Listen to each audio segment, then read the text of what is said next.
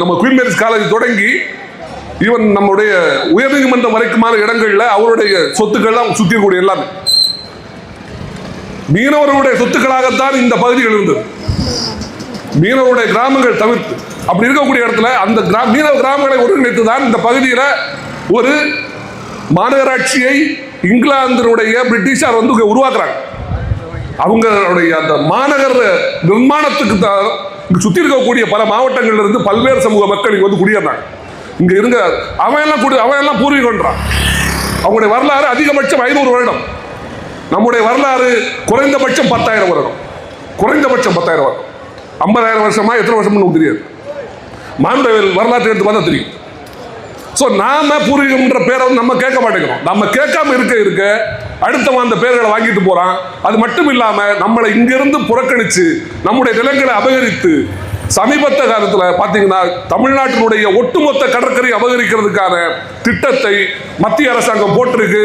அதை நடைமுறைப்படுத்துறதுக்கு இங்க வந்து பிஜேபியினுடைய எதிரியாக தன்னை காட்டிக்கொள்ளக்கூடிய தமிழக அரசாங்கம் இந்த விஷயத்தில் பிஜேபியினுடைய நிதிகளை வாங்குவதற்காக, மத்திய அரசுடைய நிதிகளை வாங்குவதற்காக மீனவர்களுக்கு எதிரான திட்டங்களுக்கு அவர்களும் துணை போய் கொண்டிருக்கிறார்கள் என்பதை நாம் புரிஞ்சுக்கணும். போல இந்த கடல் பகுதி முழுவதுமாக நம்முடைய நேராக இருக்கக்கூடிய இந்த கடல் பகுதி இப்ப நம்ம கையில் இல்லை. எத்தனை பேர் தெரியும்? தமிழ்நாடு முழுக்க இருக்கக்கூடிய கடல் பகுதிகளை பட்டா போட்டு வச்சிருக்கான். வேதாந்தாவுடைய பேர்ல, ரிலையன்ஸினுடைய பேர்ல நம்ம எப்படி நிலத்துல வந்து பட்டா போட்டு வச்சிருக்கிறோமோ அதே போல கடல் முழுக்க வந்து கூறு போட்டு வச்சிருக்கிறான். நம்முடைய அண்மை கடல் பகுதி, ஆழ்கடல் கூட இல்லை, அண்மை கடல் பகுதியை வந்து முழுசா பட்டம் போட்டு வச்சிருக்காங்க. தமிழ்நாடு முழுக்க கடல்ல வந்து ONGC மாதிரியான, வேதாந்தா மாதிரியான எரிபொருள் இருக்கக்கூடிய, பெட்ரோலியம் எடுக்கக்கூடிய கம்பெனிகளுக்கு பட்டா போட்டுருக்காங்க ஒரு பக்கத்தில். இன்னொரு பக்கத்தில் பார்த்தீங்கன்னா வந்து காற்றாலை மின்சாரம், கடல்ல காற்றாலை மின்சாரம் வைக்க போறான்.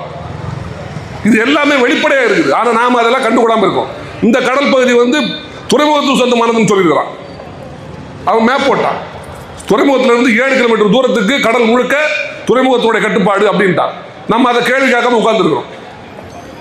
நம்முடைய அன்றாட வந்து நாடா அவுத்து நம்மளை நிர்மூலமாக்குறதுக்கான வேலையை செஞ்சுட்டு இருக்கிறான். அதுக்காகத்தான் என்ன பண்றான், இந்த அதே மாதிரி நீலக்குழி திட்டம்னு கொண்டு வரான்.